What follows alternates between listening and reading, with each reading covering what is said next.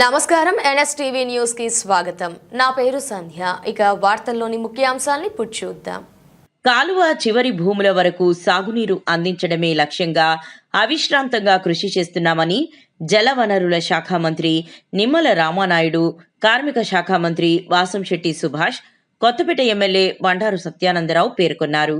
శుక్రవారం central delta water management పర్యవేక్షణలో భాగంగా మంత్రి నిమ్మల రామానాయుడు బొబ్బర్లంక లొల్లలాకుల నుండి పలివెల లాకుల వరకు ఎమ్మెల్యే బండారుతో కలిసి మోటార్ సైకిల్పై పర్యటించి క్షేత్రస్థాయిలో పరిస్థితులను పరిశీలించారు. ముందుగా లొల్లలాకుల వద్ద ఏర్పాటు చేసిన మీడియా సమావేశంలో కార్మిక శాఖ మంత్రి వాసంశెట్టి సుభాష్, ఎమ్మెల్యే బండారు సత్యానందరావు, కొత్తపేట జనసేన ఇన్ఛార్జ్ బండారు శ్రీనివాస్, ఆకుల రామకృష్ణ, గుబ్బల శ్రీనివాసరావు తదితరులతో కలిసి పాల్గొన్నారు. సందర్భంగా ఈరోజు లొల్లలాకులు చేసినటువంటి సందర్భంలో ఈ యొక్క కార్యక్రమంలో భాగస్వాములైనటువంటి రైతు నాయకులకు, అధికారులకు, పాత్రికేయ మిత్రులకు అందరికీ కూడా ముందుగా నా హృదయపూర్వకమైనటువంటి నమస్కారాలు కూడా తెలియజేస్తున్నాను. గోదావరి డెల్టా అంటే ఆంధ్రప్రదేశ్ రాష్ట్రానికి ఒక గుండెకాయ. అటువంటి గోదావరి డెల్టా కూడా ఈరోజు ఉపద్రవం వచ్చినటువంటి పరిస్థితి. దానికి రెండు రకాలు. ఒకటి సూపర్ ఎల్నినో ప్రభావం, రెండవది గత 5 సంవత్సరాల జగన్మోహన్ రెడ్డి పాలన పాపం ఫలితం. ఎందుకంటే ఈరోజు 5 ఏళ్ల పాలనలో మన ఇరిగేషన్ మినిస్ట్రీ చూసాం. రకరకాల విన్యాసాలు, పర్సెంటేజా, % అని చెప్పేవాళ్ళు ఒకరైతే, ఇంకో మంత్రి నేను ఎన్ని బూతులు తిట్టానని చెప్పి వీడియోలు పట్టుకెళ్ళి జగన్ చూపించి మెప్పు పొందే ప్రయత్నం చేశారు తప్ప వాళ్ళకి ఆ శాఖ మీద పట్టు లేదు, సాధించలేదు, ఏ రోజు దృష్టి కూడా పెట్టలేదు. రైతు ఎట్టిపోతే మాకెందుకు అనే నినాదంతోనే ముందుకెళ్ళారు. మరి ఈ రోజున నేను సగౌరవంగా చెప్తా ఉన్నాను, రైతే రాజు అవ్వాలి, వాళ్ళు 10 ఏళ్ళు మట్టిలో పెడితేనే మన 5 ఏళ్ళు నోట్లోకి వెళ్తాయనే నినాదంతో ఆఖరి ఎకరం వరకు కూడా నీరు అందాలనే ప్రయత్నం, బలమైన ప్రయత్నం చేస్తూ ఇటు అధికారుల్ని అందరినీ అలర్ట్ చేస్తూ నాయకులను కూడా అందరినీ కూడా సిద్ధంగా ఉంచుతూ మరి ఎప్పుడూ కూడా నిరంతరం రాష్ట్రం అంతా తిరుగుతున్న మహా నాయకుడు మా మంత్రి గారు నిమ్మల రామానాయుడు గారిని సగౌరవంగా చెప్పుకుంటా ఉన్నాం.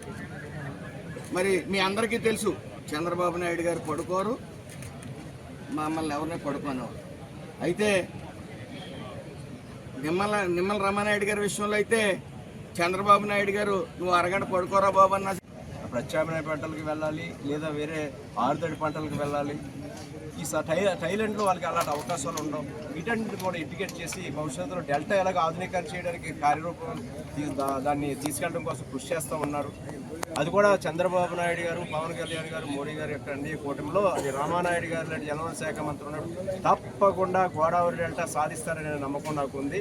రామానాయుడు గారు జలవనరుల శాఖ మంత్రిగా వారికి ముఖ్యమంత్రి గారు వారి పేరు శాశ్వతంగా ఉండే విధంగా గోదావరి డెల్టా డెఫినెట్గా అవి పనులు మొదలుపెట్టి 3 సంవత్సరాల కాల పరిమితిలో మొదలుపెట్టి పూర్తి చేస్తారు.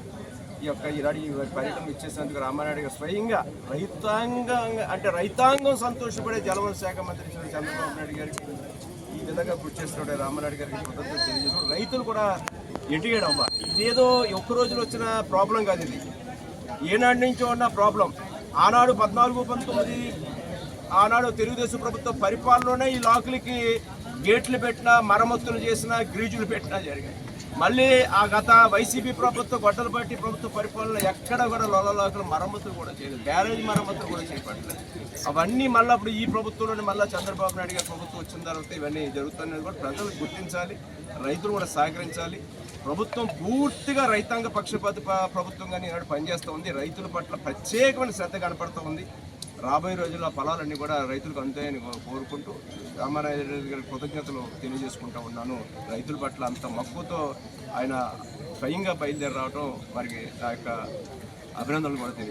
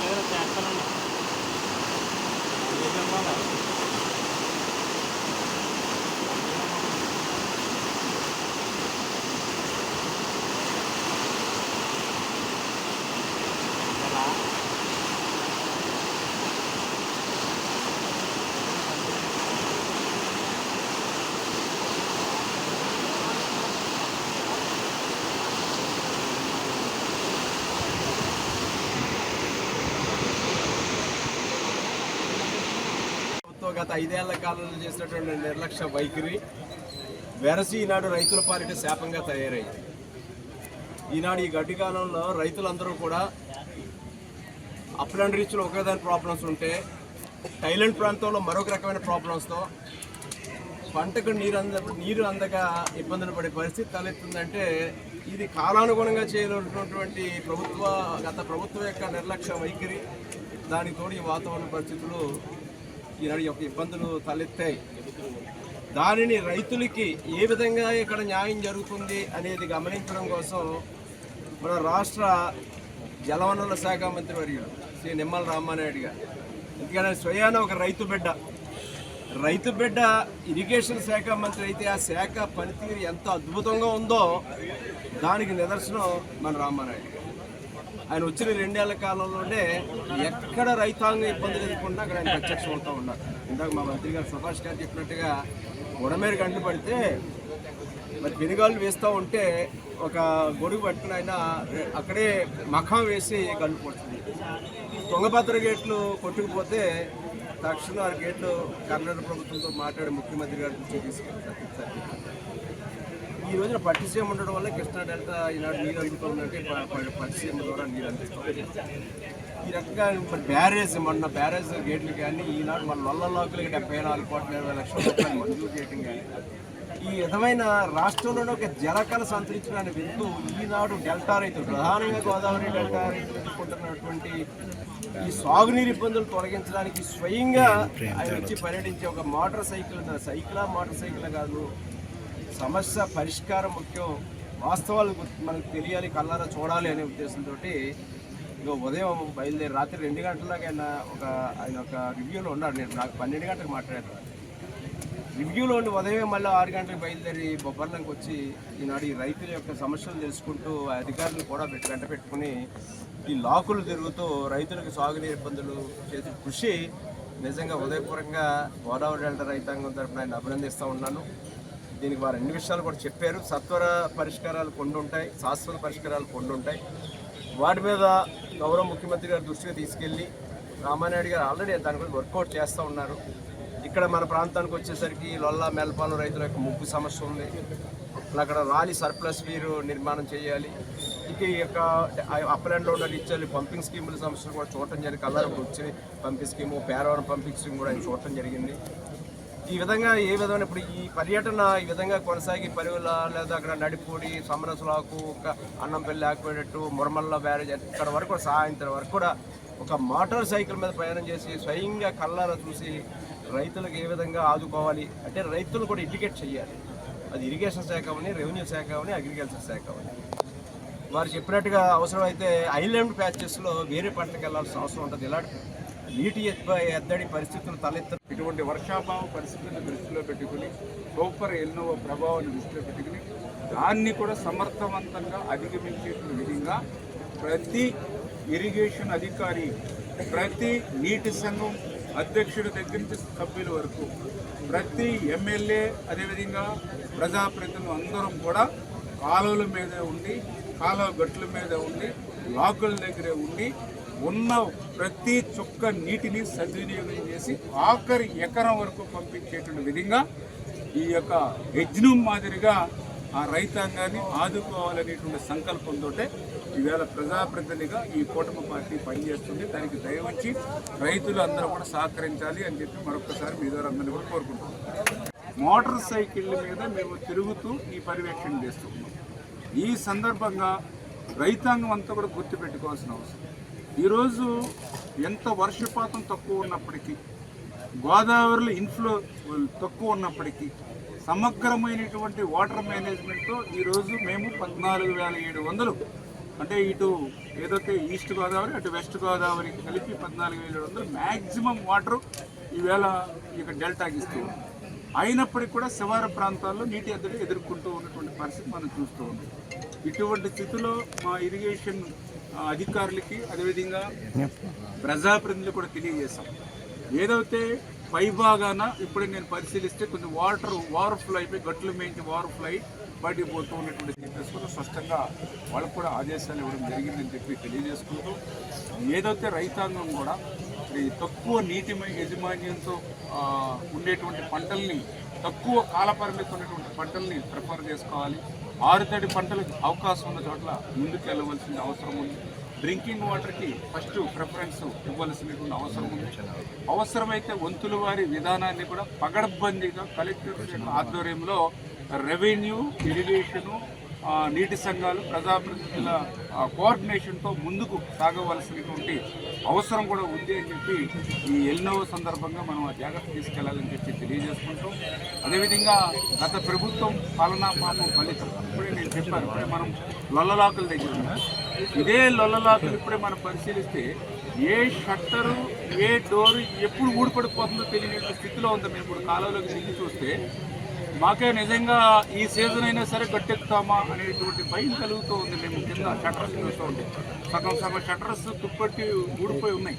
గడ్డి పెట్టి ఉన్నారు, చెక్క పెట్టి ఉన్నారు. అదే చెక్కలు పెట్టి, గడ్డి పెట్టి షట్టర్స్ని కాపాడుకునేటువంటి పరిస్థితి వచ్చింది అని అంటే గత 5 సంవత్సరాలు ఏ రకంగా ఈ డెల్టాను నిర్లక్ష్యం చేస్తాం. అందుకే ఈరోజు ఇదే లొల్లలాకలికి అక్షరాల 72 కోట్ల రూపాయలు నిధులు విడుదల చేసాం, టెండర్లు పిలిచాం, వర్క్ ఆర్డర్ ఇచ్చాం. ఈ సీజన్లోనే పనులు మొదలుపెట్టి ఆ పనులు కూడా కంప్లీట్ చేయబోతుంది. అలా ధవళేశ్వరం గేట్లకి ప్రమాదం ఏర్పడితే ఇంకా ఈ లొల్లలాకులు కాదు, 2 గోదావరి జిల్లాలకి చొక్క నీరు ఉండదు. మళ్ళీ కాటన్ మహాసేడికి ముందు ఏ రకంగా అయితే తేగలు, దుంపలు, కలగదుంపలు తిన్నామో అటువంటి పరిస్థితి. దానికి కూడా మొన్ననే 150 కోట్లు పెట్టి చంద్రబాబు నాయుడు గారు 117 గేట్లని మళ్ళీ కొత్త మనం ఏర్పాటు చేసుకుంటూ వస్తున్నటువంటి పరిస్థితి. అంటే ఈ రకంగా ఈరోజు ఆర్థిక పరిస్థితి మాకు సహకరించకపోయినా, వెంటిలేటర్ మీద ఉన్నటువంటి ఆర్థిక స్థితి మాకు వారసత్వంగా గత ప్రభుత్వం ఇచ్చినా కూడా గత ప్రభుత్వ తప్పిదాలన్నింటినీ కూడా ఒక్కొక్క దాన్ని సరి చేసుకుంటూ ఈరోజు మళ్ళీ గోదావరి డెల్టాను మళ్ళీ ముందుకు తీసుకెళ్ళాలి, గత వైభవం గోదావరి డెల్టాకి ఇవ్వాలనే ఆలోచనతో మరి ఇవన్నీ కూడా ఇప్పుడు ఇమీడియట్లీ మనం చేసేటువంటి ప్రక్రియ. రేపు భవిష్యత్తులో గోదావరి డెల్టా కూడా ఒక శాశ్వతమైనటువంటి పనులు చేసి చేయాలనేటువంటి ఆలోచన. అందుకే మొన్న చంద్రబాబు నాయుడు గారు కూడా 36 ఇరిగేషన్ ప్రాజెక్టులు ఒక క్యాలెండర్ ఇచ్చారు. దేశ చరిత్రలో ఒక ఇరిగేషన్ క్యాలెండర్ విడుదల చేయడం అనేది మొన్న చంద్రబాబు నాయుడు గారికి సాధ్యమైంది. ఆ 36 ఇరిగేషన్ ప్రాజెక్టుని 3 సంవత్సరాల్లో ఖర్చు పెడతారు, పూర్తి చేస్తారు. అటువంటి 36 ప్రాధాన్యత ఇరిగేషన్ క్యాలెండర్ మన గోదావరి మోడరేషన్ కూడా అందులోకి చేర్చడం జరిగింది.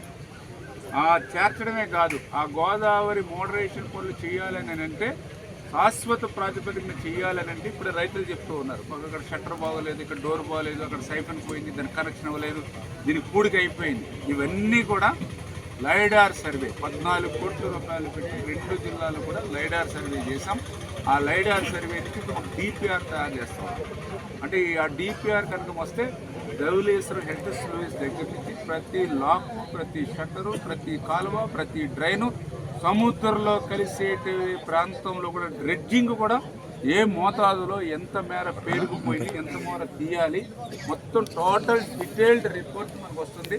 దానికి ఎస్టిమేషన్ వేసి ఆ యొక్క మోడరేషన్ వర్క్ కూడా రేపు 2027, 28, 29 3 సంవత్సరాల్లో ఆ గోదావరి మోడరేషన్ అంటే ఆ రోజు కాటన్ మహాసైడ్ ఇచ్చినటువంటి డెల్టా సిస్టమ్ని మళ్ళీ ఇప్పుడు మేము కాపాడుకునేటువంటి విధంగా ముందుకెళ్తున్నామని చెప్పేసి మీ ద్వారా ఈ సందర్భంగా తెలియజేసుకుంటూ దయవుంచి రైతాంగం కూడా దృష్టిలో పెట్టుకుంది. ఎందుకంటే ఈ కెనాల్ సిస్టమ్ అంతా కూడా 70% కెనాల్ సిస్టము, 30% వర్షపాతం మీద ఆధారపడిన డిజైన్. ఏదైతే ఉభయ గోదావరి ఉమ్మడి జిల్లాల్లో కూడా 70% కెనాల్ మీద వాటర్ వాడుకోవాలి, 30% రెయిన్ఫాల్ నుంచి సహజంగా రావాలి. దురదృష్టం ఇప్పటి వరకు ఎక్కడ కూడా ఒక చుక్క నీరు వచ్చినటువంటి పరిస్థితి లేదు వర్షం మీద. ఇప్పుడు కూడా చూస్తే దగ్గర ఇప్పుడు జూన్ నుంచి ఇప్పుడు జూలై 17వ తారీఖు అంటే దగ్గర 45 రోజులైంది. 50% అంటే సాధారణ వర్షపాతం కంటే 50%. నాయుడు గారు కానీ, లోకేష్ గారు కానీ, రామానాయుడు గారు కానీ నా శాఖ కిందకు వస్తారు. ఎందుకంటే వాళ్ళు కార్మికులు. ఏదో రోజున అంటే కార్మికులకు ఒక టైం ఉంటుంది, 8 గంటలు కానీ 10 గంటలు కానీ ఓటీలతో మహా అయితే 10 గంటలు పనిచేసే పరిస్థితి. వీళ్ళు దాన్ని అధిగమించి పడుకోమన్నా పడుకోకుండా పనిచేస్తుంటే వీళ్ళ అభిమానులు అందరూ కూడా వెట్టి చాకరీ చేయిస్తున్నామని నా మీద ఎప్పుడైనా కేసు పెడతారు పరిస్థితి కూడా, ఆ భయం కూడా ఉంది. అయితే ఏదో విమర్శలు చేయాలి, అల్లకల్లోలాలు సృష్టించాలి, ఎక్కడైనా శవం కనపడితే చాలు ప్రత్యక్షం అయిపోతున్నారు. వాళ్ళకి చిత్తశుద్ధి లేదు. గత 5 ఏళ్ల పాలనలో చూసాం. ఏ రోజు కూడా ఎవరి పని వాళ్ళు, ఏ శాఖలో పని వాళ్ళు చేసేవారు కాదు.